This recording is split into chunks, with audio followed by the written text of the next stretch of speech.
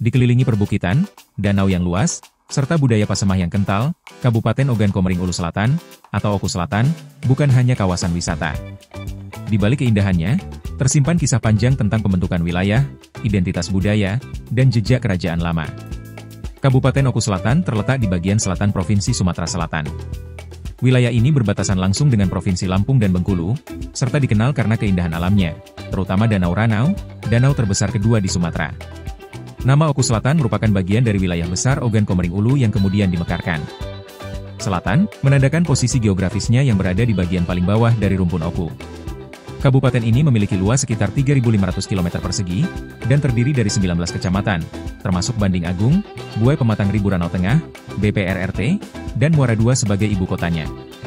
Kabupaten Oku Selatan resmi dibentuk pada 18 Desember 2003, bersamaan dengan Oku Timur, melalui Undang-Undang Nomor 37 Tahun 2003. Wilayah ini awalnya merupakan bagian selatan dari Kabupaten Oku Induk. Pemekaran dilakukan untuk mempercepat pemerataan pembangunan, mengingat jarak wilayah yang jauh dan kondisi geografis yang sulit dijangkau dari pusat Oku lama. Danau Ranau merupakan ikon utama Oku Selatan. Danau alami ini terbentuk akibat letusan Gunung Purba, dan menjadi pusat aktivitas masyarakat, baik ekonomi maupun budaya. Masyarakat Oku Selatan banyak berasal dari suku Pasemah dan Komering, dua etnis besar yang punya tradisi kuat dalam hal arsitektur rumah, pakaian adat, dan sistem marga. Daerah ini menyimpan banyak situs megalitikum, bukti bahwa peradaban tua pernah berkembang di perbukitan ini sejak ribuan tahun lalu.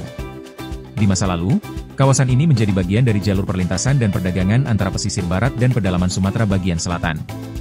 Muara II, sebagai pusat pemerintahan, sudah sejak lama dikenal sebagai simpul penghubung antar kampung dan pusat ekonomi kecil.